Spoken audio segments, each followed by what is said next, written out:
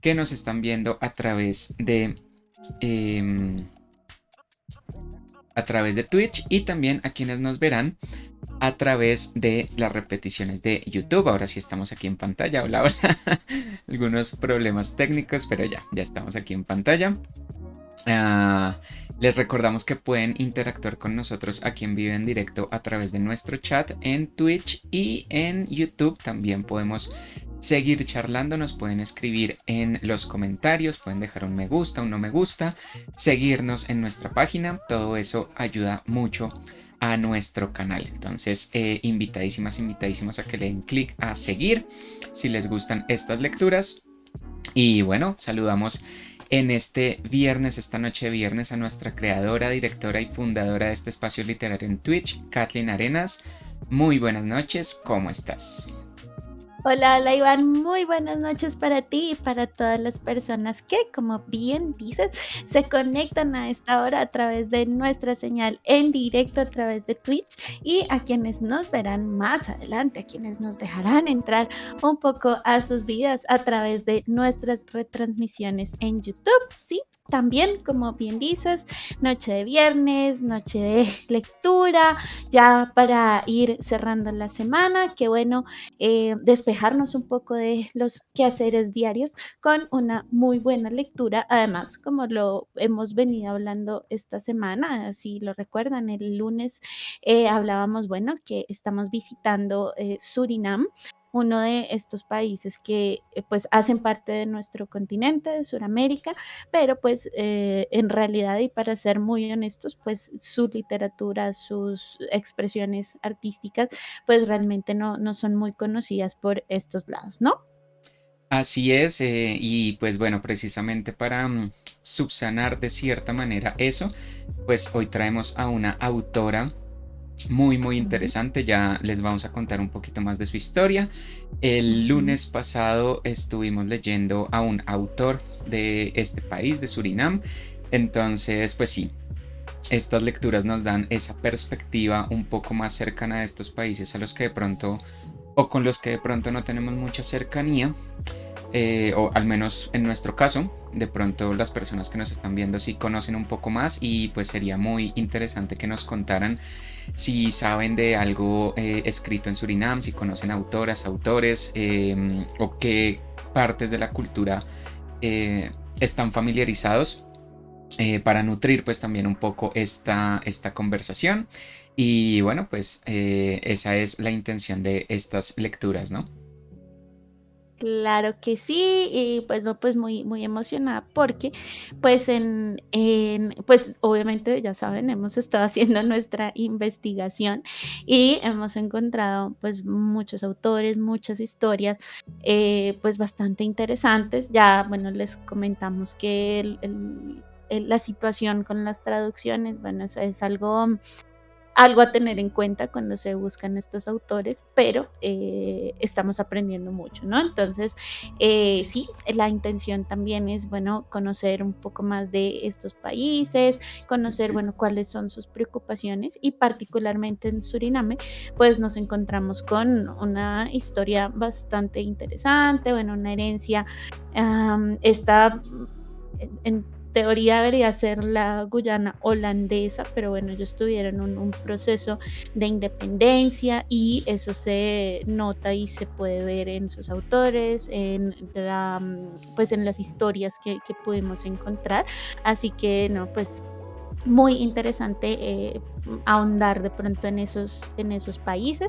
Así que bueno, cuéntanos qué vamos a leer hoy, de qué se trata la lectura y bueno, un poco más de esta autora que fue muy importante para la historia de Surinam, ¿no? Así es, bueno, el día de hoy vamos a leer un texto de Cynthia MacLeod que se llama The Cost of Sugar o El costo del azúcar. Y pues Ujú. bueno, antes de empezar a hablar del texto, creo que nos puede dar un poco de marco teórico, la vida de nuestra autora para que comprendamos lo que vamos a leer, porque es un libro que, como tú decías, pues es complicado el asunto de las traducciones. Entonces lo conseguí originalmente en inglés, Voy a leer una traducción hecha pues muy artesanalmente con ayuda del internet para poder sacarla lo más rápido posible. Entonces, pues eso tuve que leer, tuve que revisar pues qué era lo que se estaba traduciendo. Y pues efectivamente es un texto muy, muy, muy curioso, muy interesante, de un tema que ya hemos tratado en otros textos. Aquí en las lecturas, por ejemplo, en las lecturas sobre Colombia, vimos algunos textos que abordan este tema también, pero aquí lo estamos viendo desde la perspectiva de Surinam específicamente, y pues la historia de nuestra autora nos puede dar unas luces sobre de qué se trata. Entonces, nuestra autora, como les decía, se llama Cynthia McLeod. Nació en la capital, en Paramaribo, el 4 de octubre de 1936.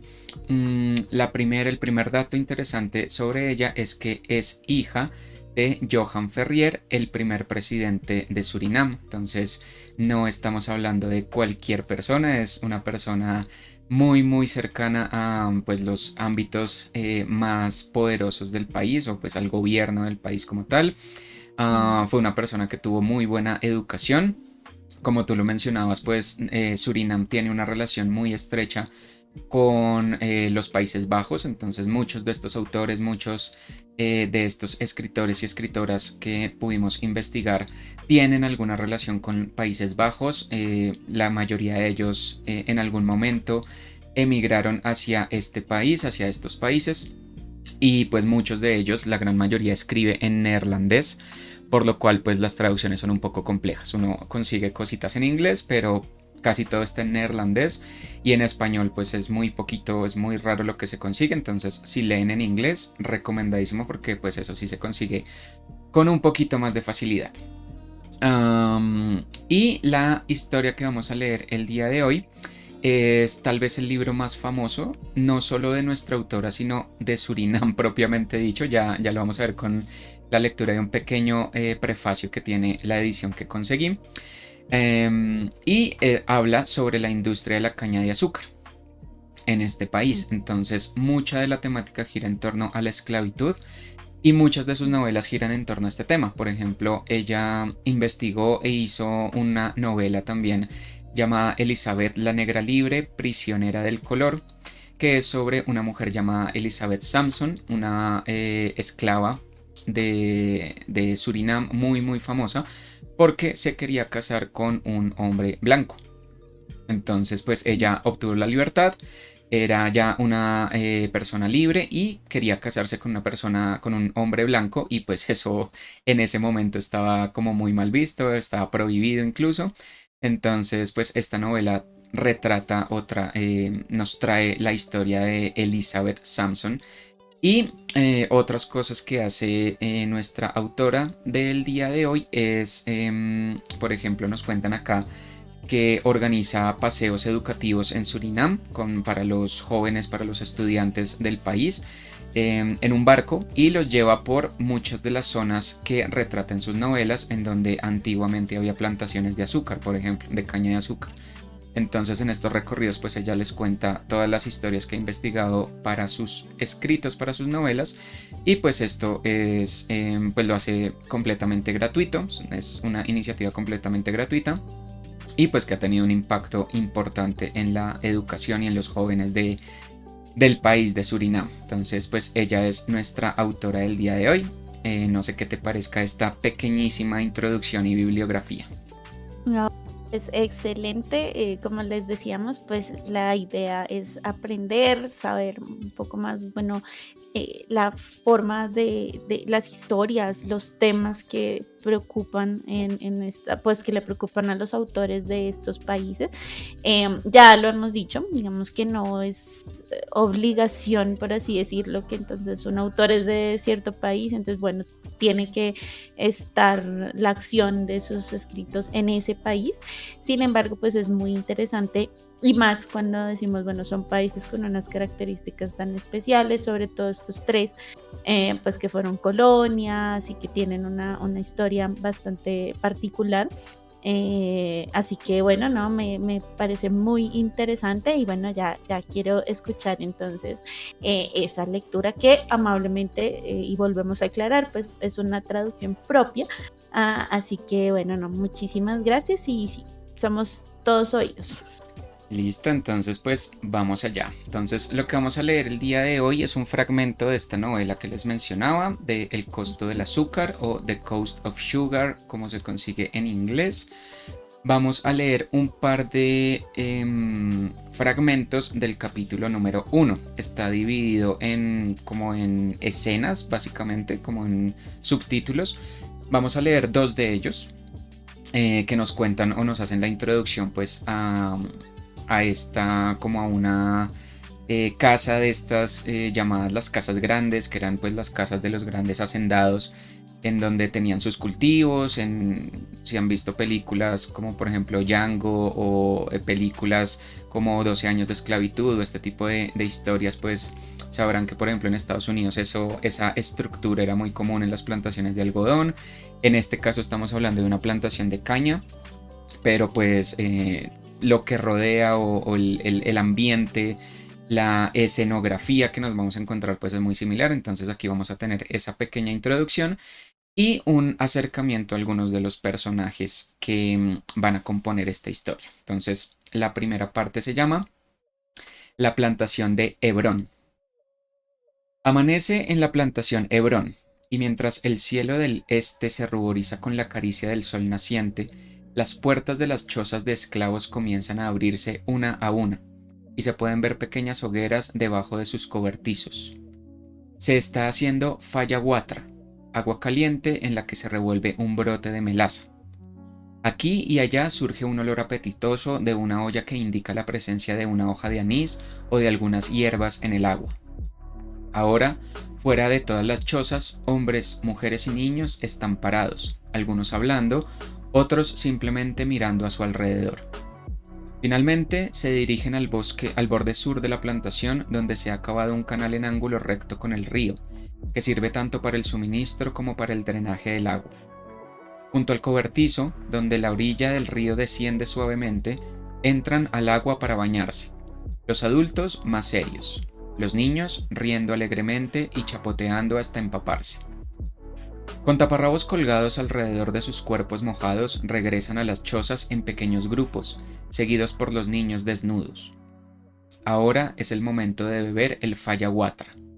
Las sobras de la comida de la noche anterior sirven como desayuno.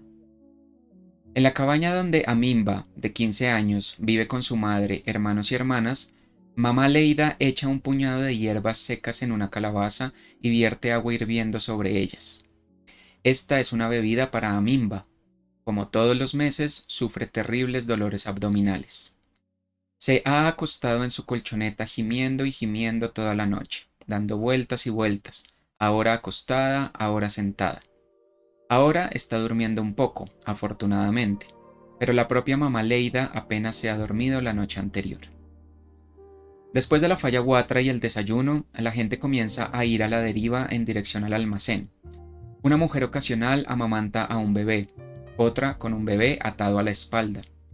Las puertas del almacén todavía están cerradas, pero no pasa mucho tiempo antes de que el capataz blanco, Masra Makers, llega con las llaves. Las raciones para la noche se distribuyen ahora a cada cabeza de familia y se dan instrucciones para el trabajo del día. Pero primero, el pase de lista. ¿Dónde está Kofi? Oh sí, tiene un esguince de tobillo y no irá a la tierra, pero tendrá que trabajar en la carpintería. ¿Amimba con dolor de estómago? ¿De nuevo? No te metas, ven aquí y ahora o déjate llevar por un látigo.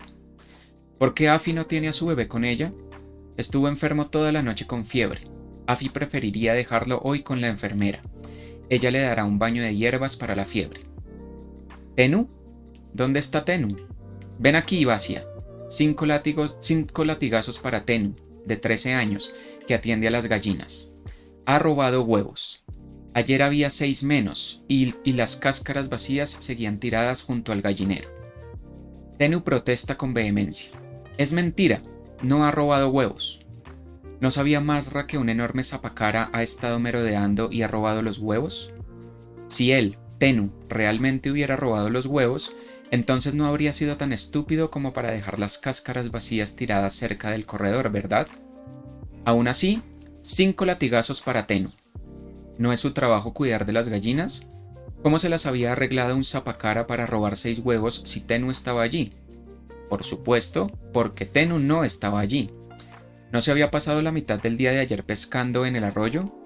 5 latigazos, y esta noche no faltará ni un solo huevo y Tennu tendrá que presentar al zapacara muerto. 5 latigazos también para Koby, un año mayor que Tennu, y ayuda a Félix a cuidar de los caballos, mulas y vacas en los establos. Koby cortó muy poca hierba para los animales ayer, y no es de extrañar, estaba sentado pescando a la orilla del agua junto con Tennu. 5 latigazos, y esta noche una doble porción de hierba debe ser cortada. Una vez que el Vasia ha entregado los latigazos, los esclavos pueden marcharse. Y después de que el látigo ha descendido sobre las esbeltas y desnudas espaldas de Tennu y Koby, y los dos muchachos se marchan entre lágrimas a sus lugares de trabajo, el grupo de unos 60 hombres se dispersa. El grupo de campo, unos 40, sale primero. Este grupo comienza a moverse en silencio. La mayoría de los esclavos mastican una alanga tiki.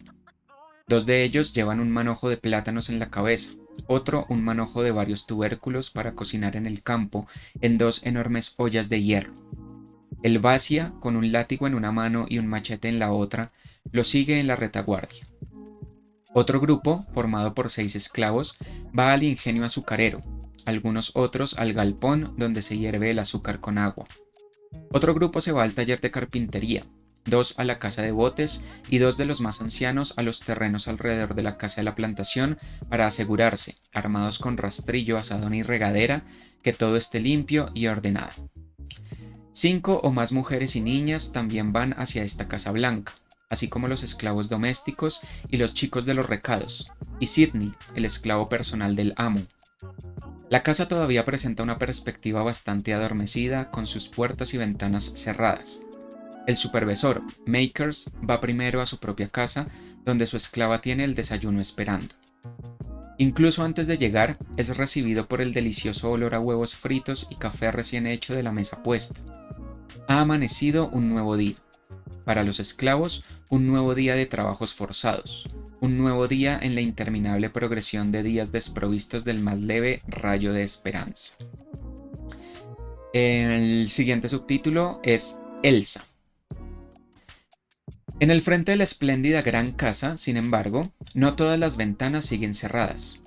Una ventana del piso de arriba está abierta, y allí está Elsa, de 17 años.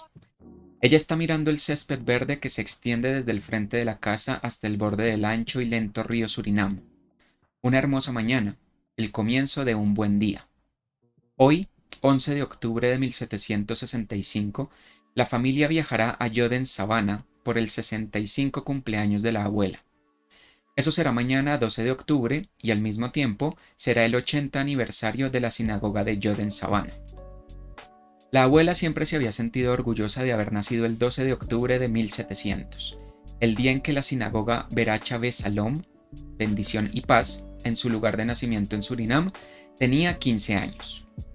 Elsa había estado esperando las próximas 2 semanas, no tanto por la abuela, sino por la estancia en sí y todas las fiestas que habría. Muchos amigos y conocidos estarían allí y recientemente habían pasado muchos botes de carpa. A veces la empresa se detenía durante unas horas en la plantación Hebrón o incluso se quedaba a pasar la noche, ya que la plantación se encontraba precisamente a medio camino entre Paramaribo y Yoden Savannah, y a veces era necesario esperar a que llegara la marea alta.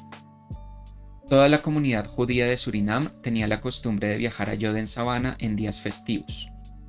Este año, la fiesta de los tabernáculos cayó en la misma semana que el cumpleaños de la abuela. Las fiestas siempre eran agradables, a pesar de que Elsa se dio cuenta de que su situación era bastante diferente. Tenía un padre judío y un nombre judío, pero ella no era judía. Y había suficientes tipos que no siempre eran tan agradables con ella. A menudo sentía una sensación de admiración por su padre cuando ella consideraba que se las había arreglado hace 25 años para actuar en contra de la voluntad de su madre.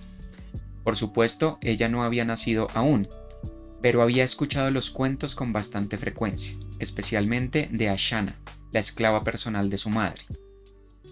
Levi Fernández, ahora de 45 años, había sido criado solo por su estricta madre desde los 12, cuando murió su padre. Ella dirigía la plantación Hebrón por su cuenta y decidió y organizó todo.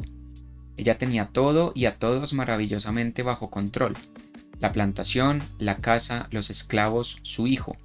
O al menos eso pensaba, hasta que él se negó a casarse con Rachel Moses de Mesa, la niña judía de quien se asumió desde el momento de su nacimiento sería la esposa de Levi. Levi, de 20 años, se había enfrentado a su madre como un joven semental ardiente.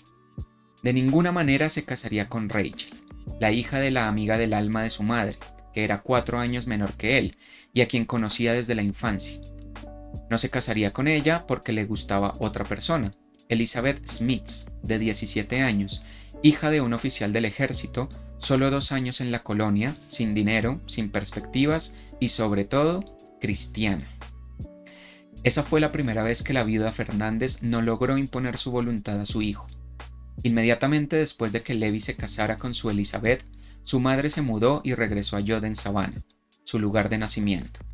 Abandonó la plantación Hebrón, a la que su hijo tenía derecho legalmente desde los 18 años, porque no era su intención vivir bajo el mismo techo con esa persona cristiana.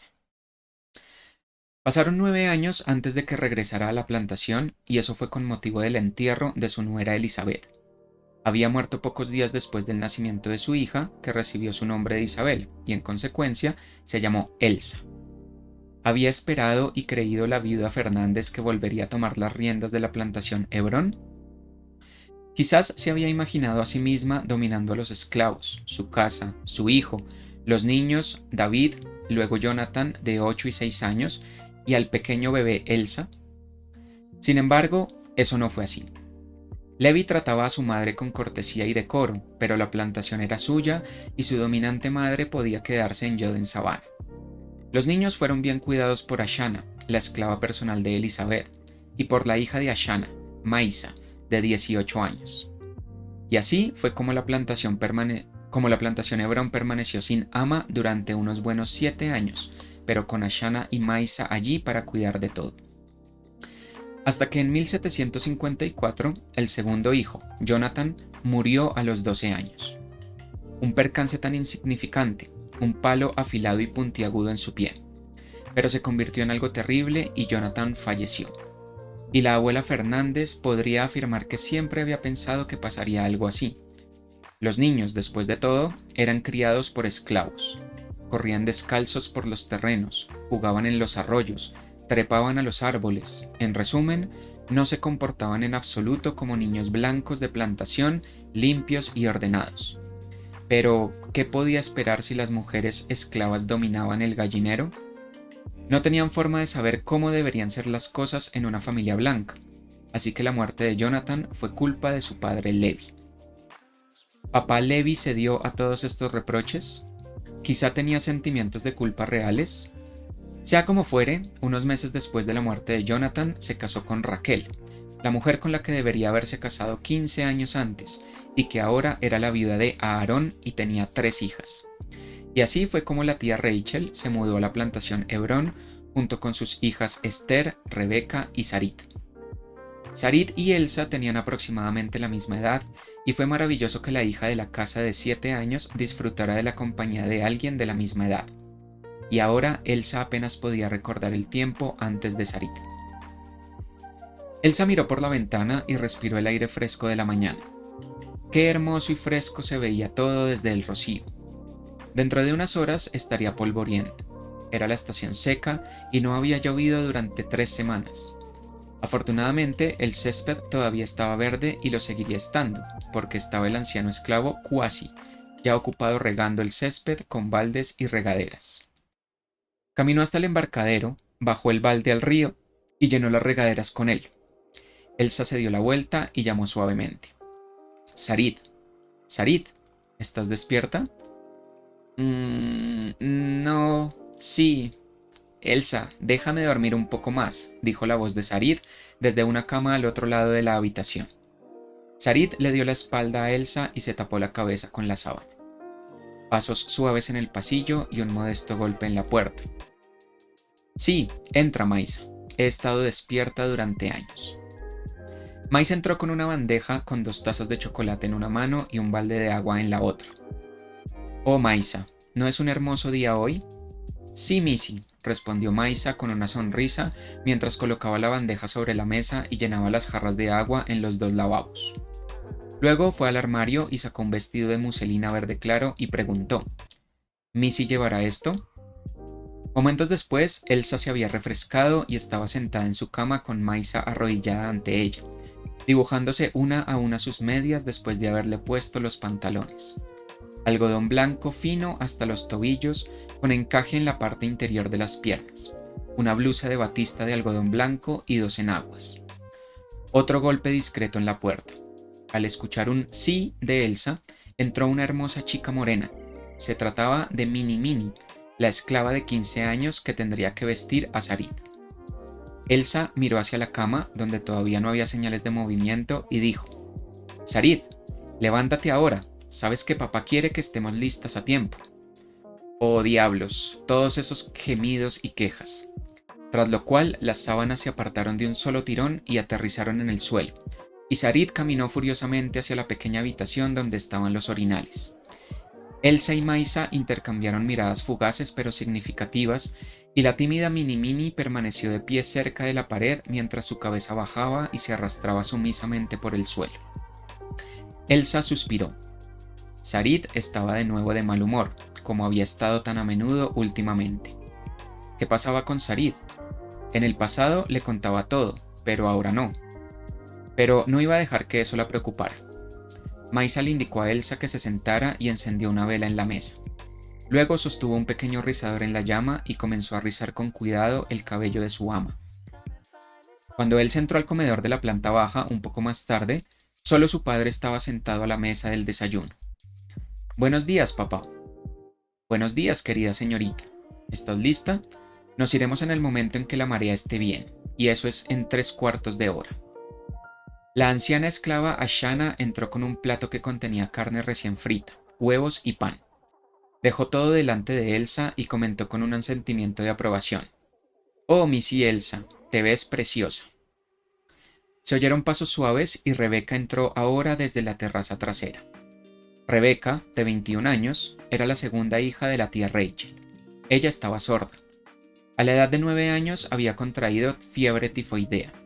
Ella había sobrevivido a esto, pero desde entonces casi no podía oír nada. Aún podía hablar, pero en un tono monótono, y hablaba muy poco.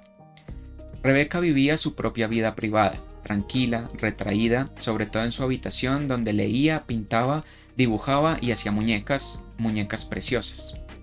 Todos los que la vieron dijeron que podía iniciar un negocio con ellos. De vez en cuando, Rebeca hacía una muñeca por encargo y aceptaba algo de dinero por ella, pero a menudo se las daba como regalos a personas que conocía y la mayoría de las muñecas simplemente se exhibían en su habitación. La gente no se preocupaba mucho por Rebeca, casi nunca veía a su madre y solo decía lo que realmente era necesario para su hermana Sarit y su hermanastra Elsa. Las únicas personas con las que habló fueron su padrastro Levi y su esclava Cara.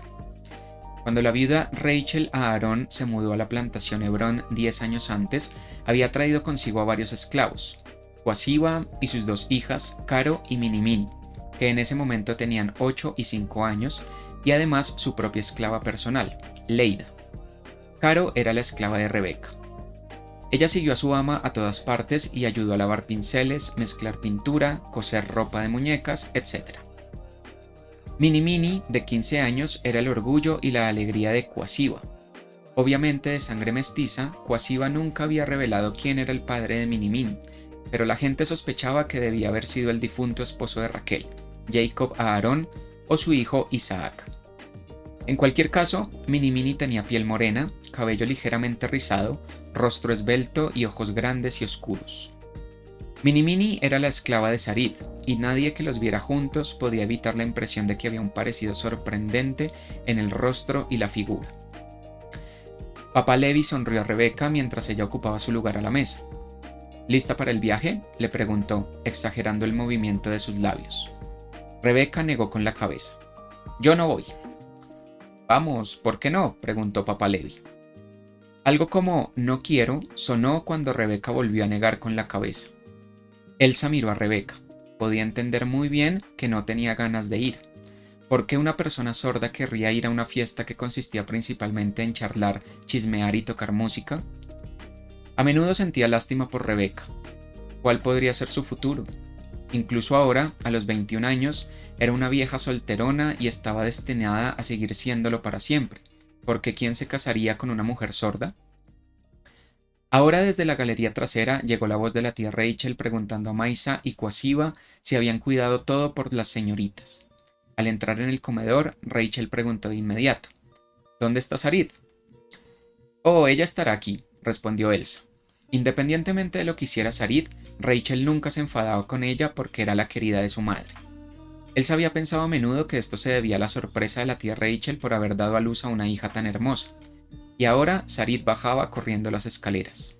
Tenía un poco de colorete en las mejillas y se veía realmente hermosa con su vestido amarillo claro. Los rizos naturalmente negros bailaban alrededor de sus orejas, pero con una mirada enojada le dijo a su madre: Esa estúpida Mini Mini. Le dije que lavara mi vestido rosa, pero ella no lo ha hecho y ahora no puedo usarlo. Tienes muchos otros, respondió su madre. Sí, pero quería ponerme ese.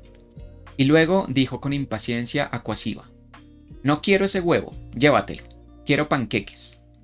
Sí, Missy, dijo Kwasiba, y se apresuró a ir a la cocina para decirle a Ashana que Missy Sarid quería panqueques, no un huevo. Mientras tanto, Papá Levi había dejado la mesa y se había ido a la orilla del agua para ver si el bote estaba listo y el equipaje estaba cargado. Elsa se levantó y fue a la galería trasera. Quería despedirse de Ashana antes de que se fuera. De pie en la baranda, miró hacia la cocina exterior en la parte de atrás del terreno, donde la cocinera estaba haciendo panqueques apresuradamente para Sarid. Se preguntó de nuevo qué era lo que hacía que Sarid estuviera tan enfadada y de mal humor últimamente. Cuando un poco más tarde Kwasiba llegó a la casa con un plato de panqueques, Ashana salió de la cocina. Ashana, quería despedirme, dijo Elsa. Ashana corrió a la baranda. Cuídate bien, Missy, te extrañaré. Oh, son solo unos días, Ashana. Cuida bien de tu padre, espero que no se pelee con esa vieja mujer. Elsa sonrió. Al igual que Ashana, sabía que nadie podía evitar que la abuela usara su lengua afilada, pero como siempre, papá sobreviviría. Haré que Coqui prepare una sabrosa sopa de plátano cuando regrese mi Missy, continuó Ashana. Muy bien, Ashana, mantente bien. Y Elsa asintió con la cabeza a Ashana con una sonrisa. En la puerta, Elsa se volvió por un momento y agregó: Cuida a Missy Rebeca. ¿Lo harás? Sí, Missy, respondió Ashana. Ella cuidaría de Rebeca. A ella le gustaba mucho. Fue una historia muy diferente con Missy Rachel y Missy Sarid. En lo que a Ashana se refería, podían mantenerse alejadas para siempre. ¿Qué te pareció este fragmento?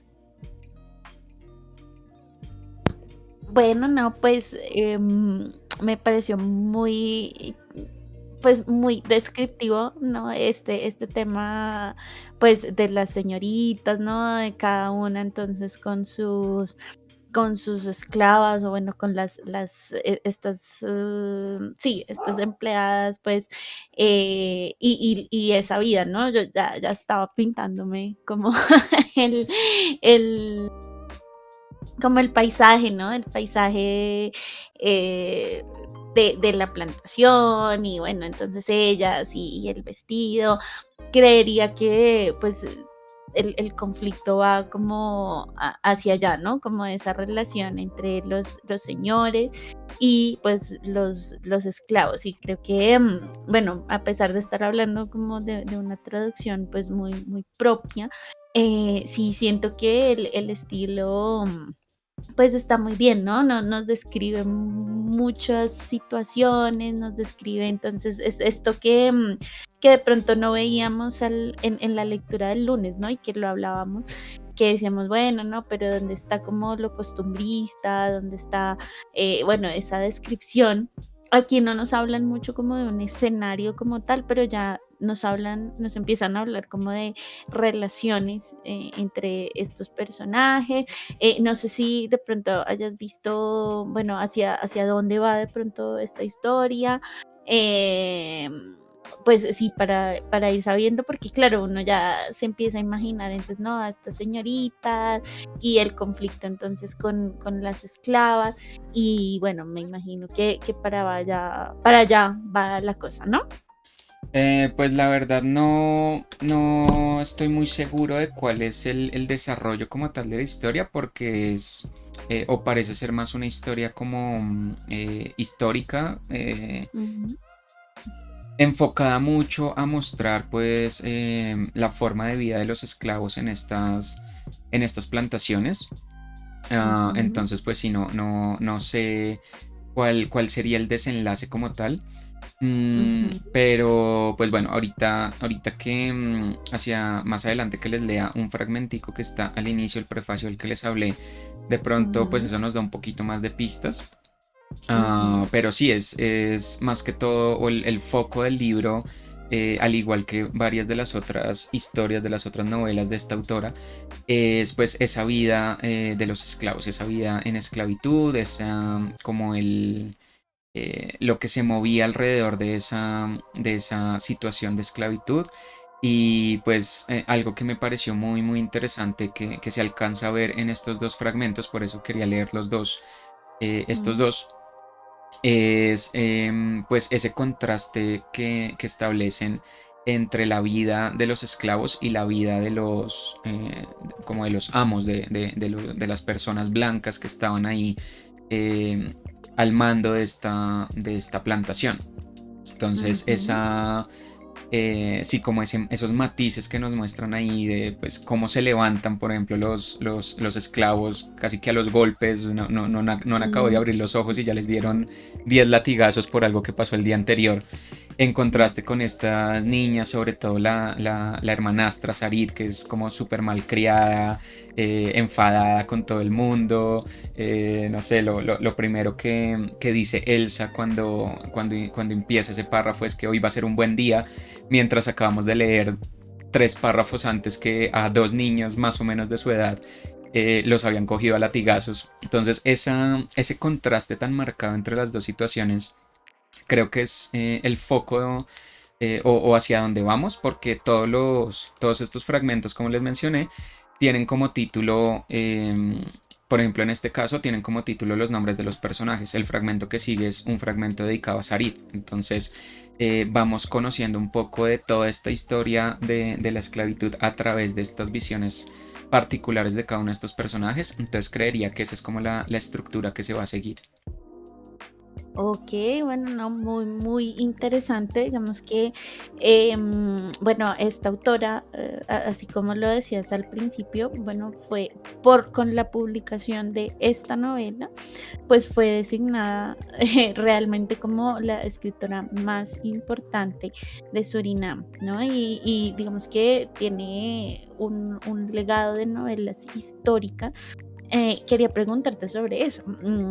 ¿Cómo ves tú? Bueno, una de mis preguntas era como, bueno, ella sí es hija de uno de los políticos más importantes del país, pero también se casó con un funcionario del gobierno, un señor que fue embajador, si no estoy mal, embajador en varios países, embajador de Surinam. Entonces, bueno, como ves que una persona así, bueno, como esa historia, por así decirlo, pues se haya interesado en la escritura, pero además en la escritura de novelas así, ¿no? Porque, bueno, digamos que podrían ser novelas, no sé, de otro tipo, como veíamos, por ejemplo, en la Guyana, la primera Guyana, que veíamos como no, el autor se interesaba pues por las novelas de misterio, de acción. Como ves que nuestra autora de este país precisamente se haya interesado y bueno, sea famosa por escribir novelas históricas. No sé de pronto qué relación hagas ahí o si definitivamente pues no ves ninguna relación. Bueno, pues para responder esa pregunta les voy a leer el afamado prefacio, que es una parece, es como una carta, como una especie de introducción a modo de carta de la Ujú, misma autora, de Cynthia McLeod, para una edición de 2007, si mal no estoy. ujú, Y pues es una paginita que dice lo siguiente. ujú, Querido lector, el costo del azúcar, el precio del azúcar, se publicó por primera vez el 28 de octubre de 1987 y el primer día de venta fue el 30 de octubre de 1987. Todavía recuerdo que un colega de la escuela secundaria donde estaba enseñando me dijo unos días antes de la presentación: si se venden 500 copias de un libro en Surinam, es un éxito de ventas. Cuando le pregunté durante qué periodo de tiempo, respondió: eso no importa, solo si se venden 500 copias, porque Surinam no tiene una tradición de lectura. Me sentí preocupada y apenada por el editor que había impreso 3000 libros. Ya imaginaba montones de ejemplares sin vender del libro en la librería. Los hechos han demostrado lo contrario. En 6 semanas la primera edición se agotó y el libro tuvo que ser reimpreso. Siguieron muchas reimpresiones. Luego, en octubre de 1994, el editor holandés Kees de Bakker descubrió el libro y lo publicó en los Países Bajos con licencia. Inmediatamente después de eso siguió una versión alemana y hoy os presentamos esta edición especial en inglés. ¿Quién podría haber imaginado esto? Yo no. ¿Quién podría haber imaginado que este libro seguiría siendo el libro más vendido en Surinam durante todos estos años y también el libro más vendido de una persona nacida en Surinam en el extranjero? ¿Y quién se atrevería hoy a decir que Surinam no tiene tradición de lectura? La comunidad de Surinam ha acogido, abrazado y apreciado este libro, y esto en particular prueba que un libro, una obra, puede tener un cierto valor para una comunidad que se extiende mucho más allá de un valor literario o comercial. Y especialmente por esto, deseo agradecer a todos los lectores dentro y fuera de Surinam.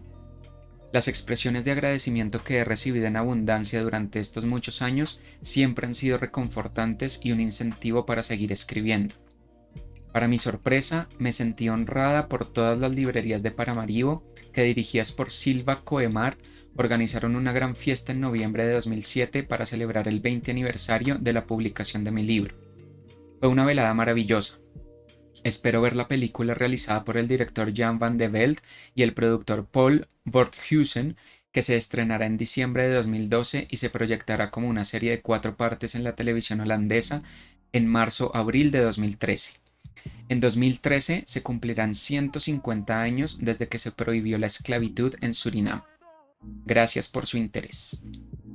Entonces creo que eso nos dice mucho pues de la intención de la autora, no solo de por qué escribir, ujú, porque se interesa por la escritura propiamente dicha, sino por escribir este tipo de historias, no solo para recoger el legado cultural y el legado histórico de su país, sino también para transmitirlo a futuras generaciones. Creo que muchas de sus obras tienen ese componente, al menos las que pudimos ver por aquí, al menos pues viendo solo sus títulos y viendo los temas que manejan y cómo los maneja. ujú. También pues esta carta parece indicar que ella en algún momento de su vida fue educadora, fue profesora en algún nivel, entonces pues eso también nos habla un poco de por qué el interés por rescatar este tipo de temáticas para sus novelas. Y pues Ujú, bueno, también nos muestra el impacto tan grande que este libro ha tenido, a pesar de que, pues, como hemos venido hablando, Surinam o estos países, Guyana, Surinam, tal vez son países pequeños de los que no escuchamos mucho, de los que no sabemos mucho de su literatura, y si a eso le añadimos pues la barrera del idioma, pues todavía mucho más complicado.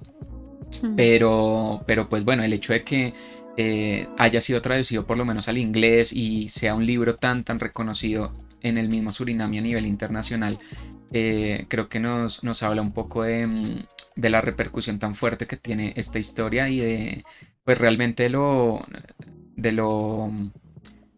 no agradable, porque pues claramente no parece ser una historia muy agradable en el sentido de que sea una historia como de arcoíris y unicornios, sino como de lo amigable que es para contar esa historia, que es una forma de acercarse mucho a las personas Y pues bueno, no me extraña tampoco que sea una novela tan querida en la propia Surinam, pues por la manera en la que está escrita y por lo que nos cuenta.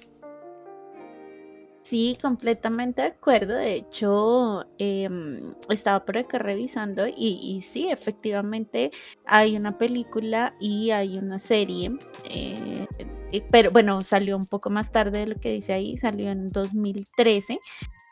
Pero pues, es toda una superproducción, digamos que, bueno, la lanzaron como película de 2 horas, pero luego la extendieron como miniserie de 4 capítulos, más o menos, de 45 episodios, de perdón, 4 capítulos de 45 minutos.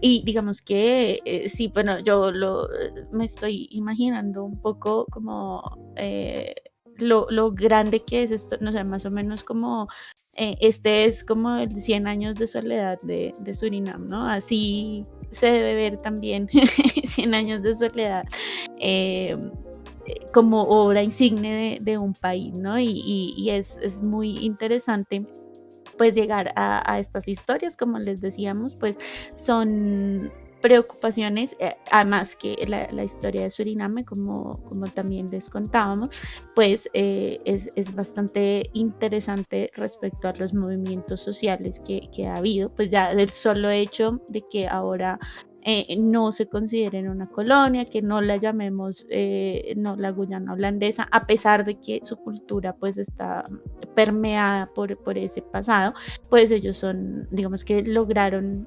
independizarse y pues tener un gobierno democrático, ¿no?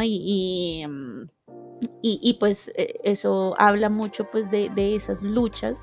Digamos que esta historia pues ya nos relata una historia anterior a eso que personalmente pues tampoco tenía ni la más remota idea de esto, ¿no? Y de que había habido plantaciones, que estaba como todo este conflicto.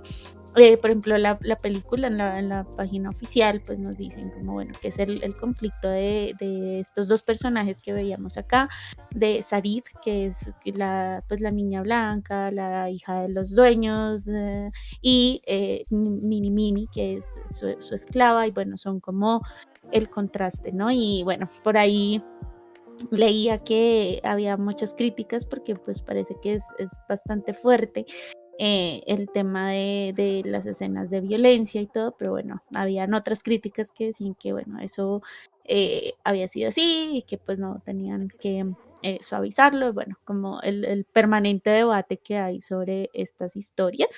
Entonces sí, pues bastante interesante, además que me da como mucha alegría pues saber que es una autora, ¿no? Y también en el fragmento que leíamos el lunes, pues digamos que uno no pensaría de pronto encontrar mucho material, pero pues vemos entonces sí que sí hay, y bueno, un poco lo que decían ahí en el prólogo, entonces no, pues es que no son mucha gente, entonces 500 volúmenes vendidos, ya eso es suficiente, pero no, vemos que eso pues ha trascendido y qué bueno que podamos conocer esas historias a partir de la literatura, ¿no? ¿Tú cómo ves? Pues eso, ¿no? A mí ya no se me va a olvidar, por ejemplo, que allá en ese país, en esa esquina de nuestro continente, pues hay una historia tan interesante y pues como les decía, digamos que a pesar de ser una traducción, pues la prosa se ve muy amigable, muy fácil de leer. Entonces, pues no sé qué piensas, pero yo quedé emocionada y antojada de seguir leyendo, ¿no? Sí, total, a mí me gustó mucho que, sí, pues cuando estaba viéndolo la traducción tenía los dos textos en paralelo para pues Ujú, poder mirar algunas cosas que eran como raras, como que esto no cuadra. Por ejemplo, cuando hay ese salto de la historia de Elsa a la historia del papá, yo ujú. pensé que pues que me había quedado un pedazo por fuera, porque yo dije, bueno, ¿y ahora por qué estamos hablando de este señor? Y en el texto original, pues obviamente el salto no es tan abrupto, se entiende un poco más el asunto, pero sí me pareció interesante que el flujo de la historia o la manera en la que está contada es casi como, sí, como una abuela contándole a uno una historia, como, pues sí, esta es la historia de fulanita, y el papá tenía tal y tal, y se desvía completamente y cuenta toda la historia del papá y la familia, bla, bla, bla. Y después, y bueno, sí, entonces fulanita se despertó pues sí, uno como que queda con muchas historias por ahí ramificadas. Me gustó como esa estructura porque es, pues hablando de un tema así como histórico y un tema que puede ser bastante denso, bastante difícil de tratar si no se toca con ciertas, como con cierto cuidado. Me pareció interesante eso y también como esos autodiálogos que genera cuando es el pedacito en el que nos están hablando, por ejemplo, de los esclavos, de cuando llega el Mm, capataz y entonces empieza a preguntar por todos. Que es ujú, todo ese pedacito no es un diálogo como tal, es un bloque, es un párrafo compacto en el que él mismo, como que una especie de narrador omnisciente nos está contando ahí, ¿y dónde estaba fulanito? Sí, estaba por allá pescando. Y el otro, también estaba con él, entonces démosle latigazos mm, y bla, bla, bla, bla, bla. sí. Entonces es como que está narrado de una forma muy informal, yo lo pondría de esa manera, como que no es la típica novela histórica en la que uno espera como, no sé, algo tipo la forma de escritura, no sé, de un Drácula de Bram Stoker, que pues también es como en su época, son cartas y el asunto, pero pues todo es como, querida Miss Lucy, me place mucho saludarla en este día, bla, bla, bla, bla, bla, y como que todo muy rimbombante, muy Mm, elegante, muy como muy aristocrática la vuelta. Aquí nos mm, están contando como de una manera un poco más informal, más entre comillas relajada, más suelta. Entonces eso mm, me pareció bien interesante de la manera en la que está narrado el asunto. El contraste del que les hablaba me pareció muy, muy interesante. Me recordaba, por ejemplo, películas como Amistad, que claramente son mm, películas bastante fuertes, con escenas bastante fuertes, pero que también nos muestran como ese contraste entre la vida esclava, la vida que tenían estas personas en esas condiciones y la vida de los amos, de los patrones, de los dueños de las plantaciones que tenían, por ejemplo, otro tipo de dificultades, pero pues obviamente pues como es como el famoso meme de problemas del primer mundo, o sea, que la niña no tenga con qué vestirse no se compara con que el otro lo acusaron de robarse unos huevos y lo cogieron a juetes, ¿no? No, no, no, total. son dos mundos completamente diferentes y ese contraste entre esos dos mundos me parece interesante cómo se está planteando ahí. Y sí, claro, antojadísimo de continuar no solo esta, sino también muchas otras historias, como tú decías, pues nos pudimos dar cuenta que hay muchas, muchas cosas. Yo estaba muy interesado en leer unos cuentos de una autora que también parecían como los cuentos de los hermanos Grimm de Surinam, una vaina que se veía Ujú. súper, súper chévere, pero solo la conseguí en neerlandés, entonces pues ahí sí se me complica un poco. Si el inglés se me complica el neerlandés un poco más, pero se ven muy, muy, muy chéveres. Entonces, si las personas que nos están viendo están interesadas en consultar o en averiguar de más literatura de Surinam, sí, creo que con un poquito de búsqueda, con que uno se meta o con que uno haga la búsqueda de la manera correcta, yo creo que uno puede encontrar muchas cositas. Si uno lee en inglés, pues es mucho más fácil, se encuentran de pronto más cosas. Pero pues sí, hay mucha, mucha, mucha literatura, muchas historias diferentes. También hay historias, pues esta misma autora tiene un montón de historias de otros temas que también son muy apasionantes. Y pues sí, es como todo un mundo, a uno como que se le abre un mundo nuevo por explorar. Entonces, Mm. sí, es un ejercicio muy, muy, muy chévere que les recomendamos mucho. Bueno, no, pues a ti muchísimas gracias pues por esta lectura, por habernos, bueno, lo que tú dices, abierto un poco el panorama. Lo que siempre les decimos, pues son países que están aquí mismo, que bueno, por herencia, por historia, pues digamos que están pues apartados pero obviamente como con sus luchas, con sus formas de ver el mundo, con sus preocupaciones y que lo de siempre, qué bueno que podamos descubrir esas historias, esas preocupaciones a través de lo que nos gusta, que es la literatura. Así que bueno, muchísimas gracias bueno, el esfuerzo también de la traducción, el esfuerzo de la búsqueda. Como les decimos, digamos que ya para las otras zonas, pues ya será un poco más, lo complicado será seleccionar, más no encontrar, pero sí, bueno, que chévere que podamos entonces conocer tener esta parada en este país, porque bueno, nos abre el panorama.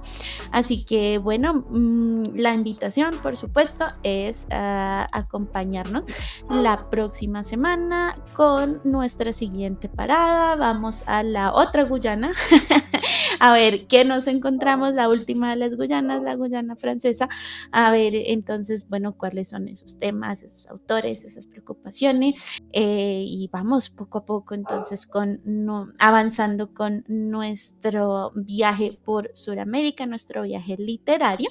Pero mientras tanto, pues nuestras redes sociales siguen abiertas si quieren continuar pues la conversación sobre estos temas, lo que les preguntábamos al principio, si saben de otros autores, si han escuchado, bueno, porque no solamente son autores, también, bueno, podemos encontrar textos que ocurran en estos países, en estas zonas, pues bueno, qué chévere si saben, si conocen de algunas otras, pues alguna otra historia que ya sea escrita por un autor o autora de estos países o ya sea que sucede en estos países, pues bueno, coméntenos, cuéntenos. Ya saben, estamos en todas las redes sociales, estamos retransmitiendo en YouTube, así que si se perdieron algún detalle de la lectura de hoy, pues aquí en Twitch va a estar por unos días, pero para más seguridad pueden suscribirse a nuestro canal de YouTube y ahí van a encontrar nuestras retransmisiones.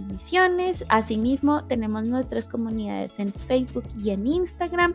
En Facebook les estamos avisando de las actividades en el mundillo literario. Por ahí también estamos retransmitiendo las emisiones en vivo de nuestros amigos y amigas de la comunidad literaria, de la comunidad también friki, por así decirlo. Así que bueno, también la invitación es a que le den me gusta a nuestra fanpage en Facebook para que se puedan conectar con nosotros, puedan saber de pronto si hay algún evento virtual que todavía quedan que les interese.